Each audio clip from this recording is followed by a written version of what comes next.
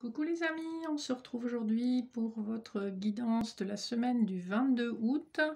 J'espère que tout le monde va bien, les vacances touchent à sa fin. Il y a un petit côté triste à ces orages qui arrivent et à ces vacances qui se terminent. C'est une énergie différente, on s'est bien amusé, on a pris du bon temps. Voilà, en tout cas, j'espère que la pleine lune du 12 août ne vous a pas trop perturbé. Et je vous invite aujourd'hui à un petit tirage à choix avec soit l'oracle Béline, soit le petit Lenormand, soit l'oracle de la Triade. Je terminerai avec une guidance de l'oracle d'Ishtar pour chacun des groupes. Et avant de commencer, on va voir un petit peu l'énergie générale de cette semaine.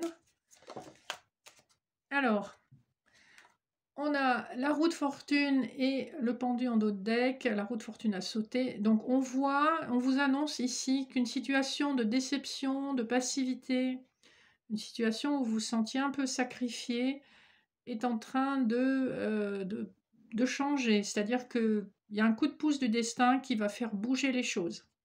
Donc voilà un petit peu pour l'énergie de votre semaine. Donc on va garder ça découvert.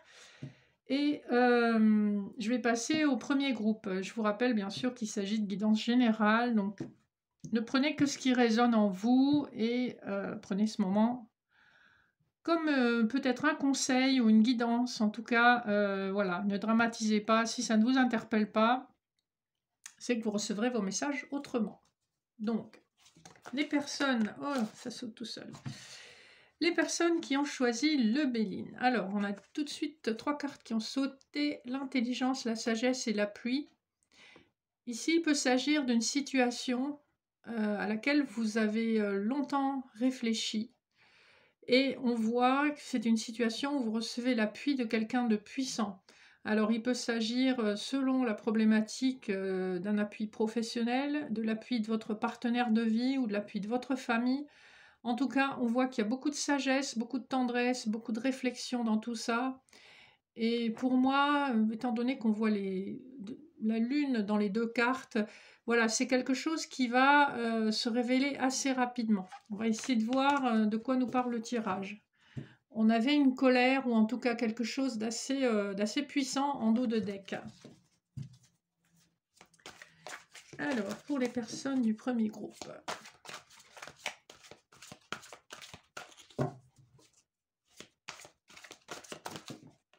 Alors, les cartes veulent parler. On voit avec la carte de l'accident qu'effectivement, ça rejoint le message de colère qu'on avait. Il y a la possibilité d'une dispute avec quelqu'un, ou en tout cas un désaccord quand même assez violent. Sur le plan purement matériel, effectivement, il peut s'agir d'un accident, soit de la route, soit de la vie, donc soyez prudents. D'une manière plus générale, moi, c'est la carte qui m'évoque plutôt les disputes, vu le contexte qu'on avait. Alors...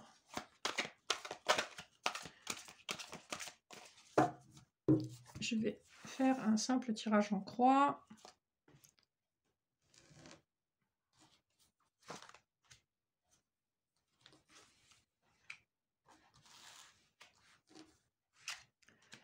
Alors, infortune, renommée, appui, pénate, épée. C'est un tirage plutôt joli. On voit que vous sortez d'une situation qui a été bloquée depuis longtemps. L'infortune, c'est une situation qui n'est pas confortable. On voit que ce personnage est âgé. Le plus clair de sa vie est derrière lui. On voit un arbre desséché derrière lui. On voit la lune. Donc, on a vraiment le sentiment d'être à l'automne de sa vie, là.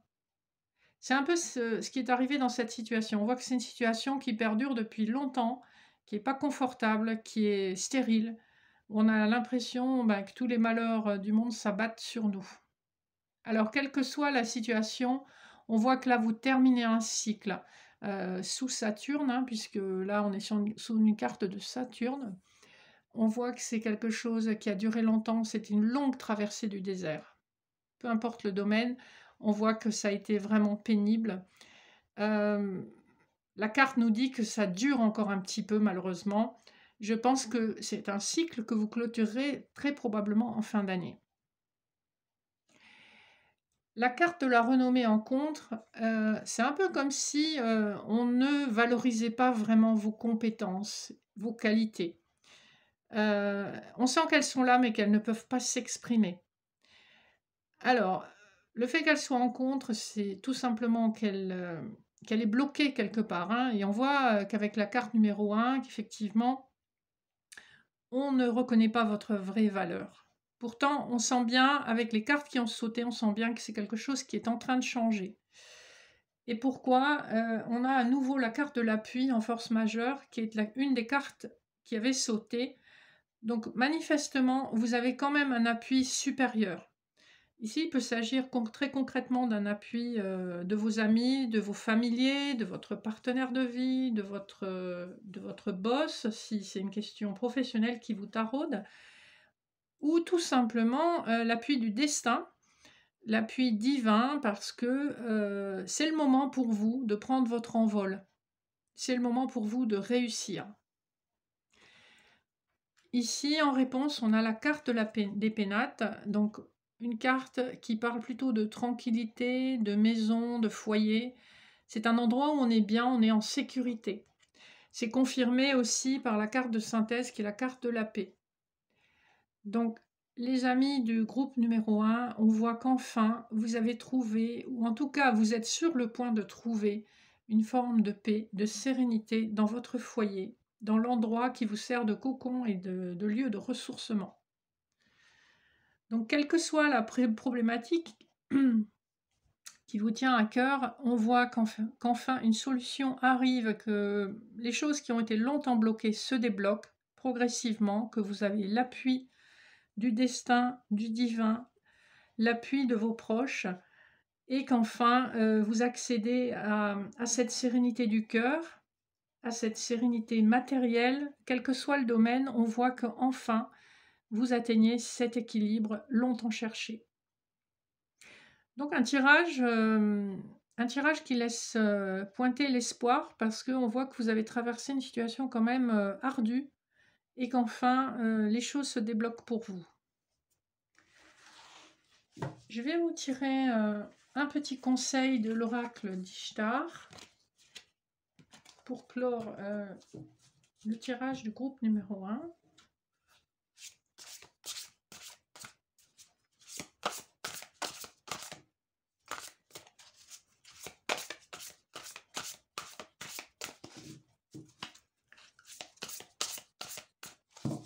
S'il n'y en a aucune qui vient, on va la tirer.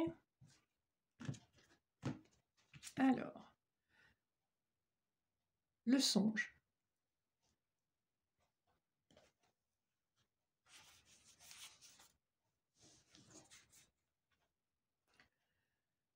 La carte du songe nous suggère de prendre en considération la symbolique et la lecture de nos rêves, de les voir comme un langage de notre âme qu'il nous faut avoir à l'esprit. Compréhension et écoute seront les maîtres mots de cette carte. L'analyse de nos songes nous permettra de comprendre les messages que notre inconscient nous envoie. À la suite de cette lecture, nous pourrons ainsi avoir les clés qui nous aideront dans notre cheminement. Cette carte est en lien avec l'écoute de soi. Elle intervient dans votre vie nocturne et n'est point régie par la matérialité. Libérant nos pensées, désentravées par la raison et le réel, elle nous renseignera aussi sur l'état de notre inconscient. Il sera conseillé de tenir un journal de bord où seront inscrits les rêves et les symboles récurrents afin d'en prendre le sens et de libérer ainsi votre mental. Ici, avec cette carte, on vous invite à recevoir les messages de votre inconscient à travers vos rêves.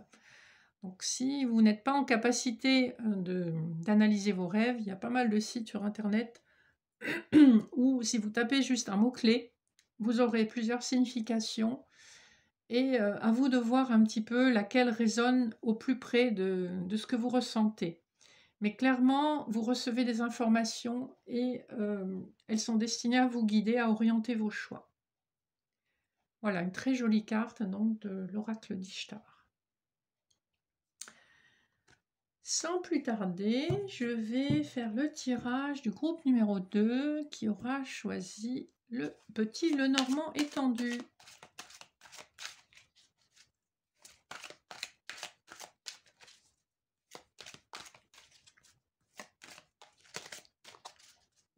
Alors, on va faire un tirage en 9 cartes.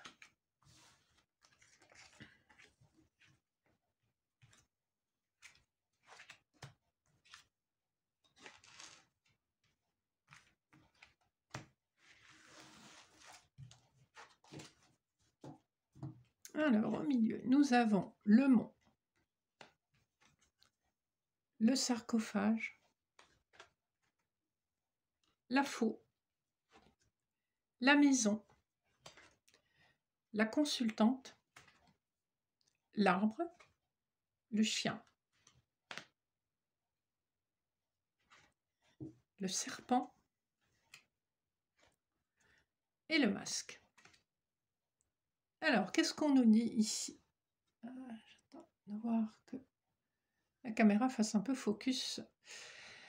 Avec le mont au milieu, ça résonne un peu comme le tirage précédent au Béline. On voit qu'il y a des blocages qui sont anciens, et qui sont durables et qui sont au centre de votre questionnement. C'est pas des blocages insurmontables, mais c'est des blocages qui durent dans le temps. Et qui pour l'instant sont toujours très présents. La seule chose qui est libératrice, c'est la carte du sarcophage, et dessous, nous avons aussi la carte de la faux. Ce qu'on nous dit ici, c'est que, en tout cas, une situation est en train de se transformer de façon radicale, en profondeur, et que la faux vous permettra de récolter les fruits de vos efforts. C'est-à-dire que cette transformation, qu'elle s'applique à vous, à une autre personne ou à une situation, elle est nécessaire pour surmonter ce blocage et pour enfin arriver à quelque chose de plus bénéfique où on récolte ce qu'on a semé, c'est-à-dire les efforts que vous avez mis dans une entreprise, dans une relation, dans un investissement. Pour que ces efforts soient payants, eh bien, il faut attendre un certain temps et il ne faut pas baisser les bras, c'est-à-dire que quel que soit le domaine, c'est votre résilience qui fera la différence. Sur la gauche, on a la carte de la maison et de la consultante. On voit une personne, vous ou la personne la féminine la plus proche de vous, qui a un regard tourné vers l'avenir et qui fait dos à ses blocages, qui a envie de regarder en avant. Cette consultante, elle a une situation assise, stable. Hein. La maison, ici, nous parle de stabilité, aussi d'un foyer possiblement aimant, où on est en capacité de guérir ses blessures, de trouver ses racines. Un foyer où on a possiblement des amis fidèles, ou en tout cas des proches qui sont dans le soutien, et qu'on est face à un avenir qu'on a envie de voir souriant malgré les trahisons courantes. Alors le serpent peut parler de trahison, que ce soit au niveau des médisances de collègues dans le cadre professionnel, que ce soit au niveau sentimental quand votre autre va papillonner, voir ailleurs, ou en tout cas dans le cadre de non-dits ou de choses qui rendent la relation inconfortable.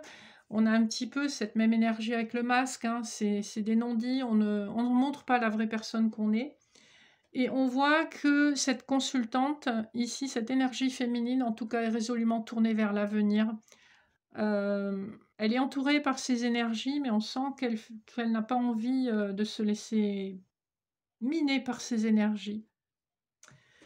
Alors, je vais recouvrir les cartes les plus négatives du tirage.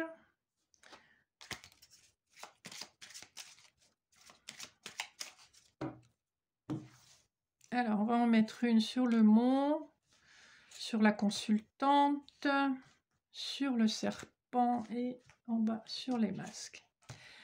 Alors sur les monts, eh bien voilà, on a la magnifique carte du soleil, donc des blocages qui, une fois surmontés, vous donneront accès à un épanouissement, qu'il soit professionnel, sentimental, financier, matériel. On voit qu'enfin, ça valait le coup de grimper cette montagne et que, au bout du compte, en plein milieu du tirage, on a un rayonnement, un bonheur sans nuages et que, bah, votre résilience va payer. Vous allez, récolter les fruits de vos efforts. Sur le serpent, on a les dés. Ici, c'est comme si, le destin se chargeait de vous donner un coup de pouce. Donc croyez en votre chance. Peut-être que ce qui paraissait quelque chose de négatif tournera finalement en votre faveur. Et sur la consultante, nous avons la tour.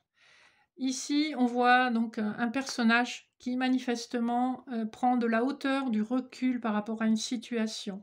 Et cette prise de hauteur permet de voir une situation dans son ensemble plutôt que juste d'avoir le nez sur un détail qui est gênant. Enfin, sur les masques, on a à nouveau un super coup de chance avec le trèfle. On vous dit, on vous répète, puisque dans la même colonne, on a 2 fois le même message, une situation floue aura probablement le mérite d'être éclairée par un coup de chance. Et croyez en votre bonne étoile, croyez en votre chance. Voilà, le vent tourne en votre faveur. Donc le groupe numéro 2, eh bien, restez dans le positif, restez dans l'espoir. On voit quand même que les choses vont s'arranger pour vous et qu'une situation va trouver un nouvel éclairage. En dos de deck, on a la magnifique carte des lys. Quelque chose va être officialisé avec beaucoup de douceur. Et on a vraiment de jolies cartes où on voit que c'est votre foi dans une situation, votre foi dans votre destinée, qui vous aura soutenu à travers des épreuves de vie quand même assez dures. Voilà le groupe numéro 2. Je vais tout de suite vous tirer votre carte de l'oracle d'Ishtar. Alors, à moins qu'elle ne saute. J'en ai une qui a sauté, c'est communiquer. Alors, communiquer.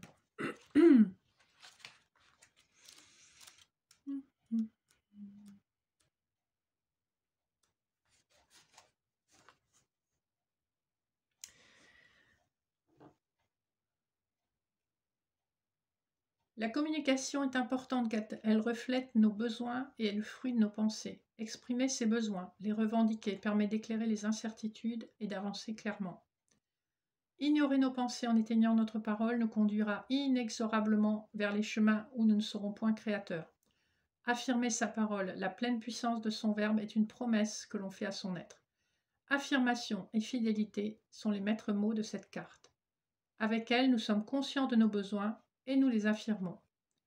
Liés à la carte de la paix, nous serons en recherche active de notre épanouissement. Avec la carte des songes, nous mettrons des mots sur nos peurs profondes. Lorsque cette carte rencontrera la carte détachement, nous entrerons dans un besoin de verbaliser une rupture, étreignant le besoin de casser les schémas, revendiquant des besoins primordiaux. Cette carte fait grande résonance avec le tirage où on voyait que on était dans une situation de non-dit, de cachotterie, en tout cas, si pas de trahison, en tout cas dans une situation vraiment brumeuse.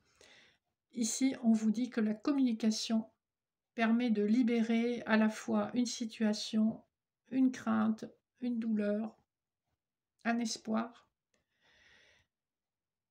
C'est en étant clair sur ce que vous voulez et ce que vous ne voulez pas que vous obtiendrez ce que votre cœur désire, quel que soit le domaine. Voilà ce qu'on vous communique avec cette carte. Et pour conclure, je vais faire le tirage du groupe numéro 3 avec l'oracle de la triade.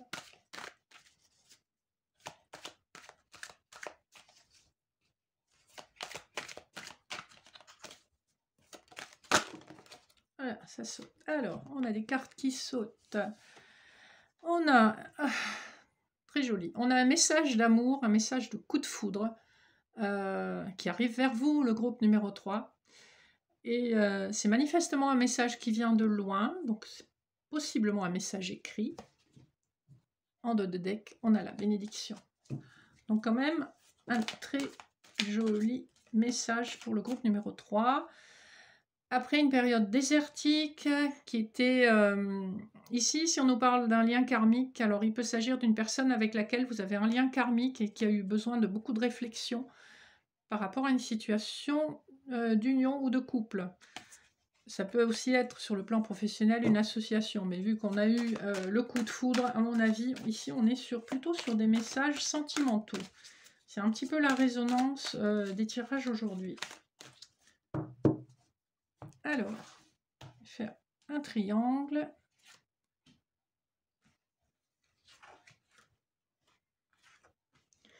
En dominante, nous avons le voyage, l'amour, la paix et le choix. C'est un tirage assez limpide. On voit avec le voyage, il peut s'agir alors en dominante effectivement d'une personne qui s'est éloignée psychologiquement de vous ou une personne qui vit à distance de vous, puisque le voyage c'est la distance géographique mais également la distance psychologique. On a quand même en force un amour sincère, hein, la carte de l'amour quand elle sort comme ça, surtout tout à l'heure on a eu le coup de foudre et le message, on voit que c'est un amour sincère et qui amène de la sérénité. Clairement, il y a un choix cornélien à faire pour une des deux personnes ou pour les deux. C'est un choix qui est difficile, c'est au centre du tirage et c'est un choix quand même qui va être déterminant sur votre bonheur futur. Alors, on va peut-être recouvrir les cartes les plus ambiguës, le voyage et le choix.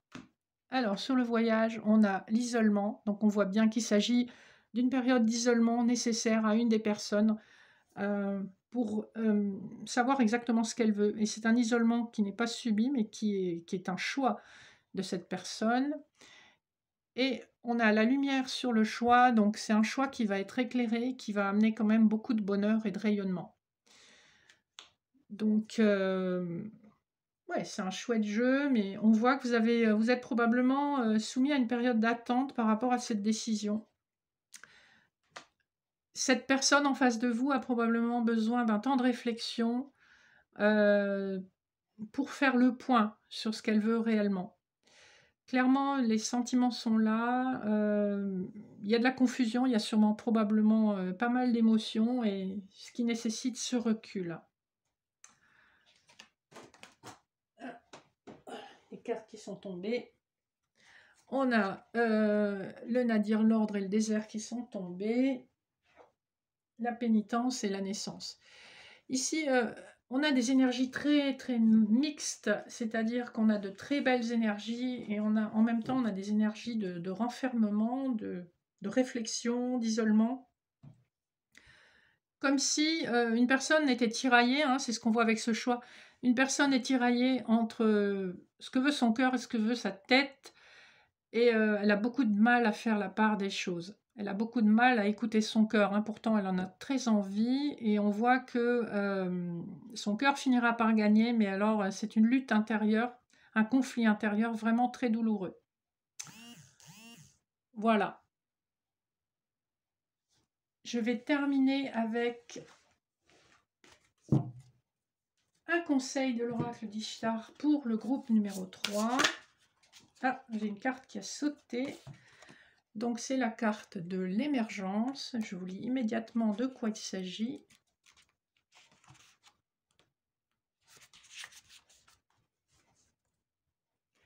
La carte émergence nous enseignera à écouter nos émotions, qui par moments remontent à la surface de notre conscience, qu'il s'agisse de souvenirs traumatiques ou de nos souvenirs agréables.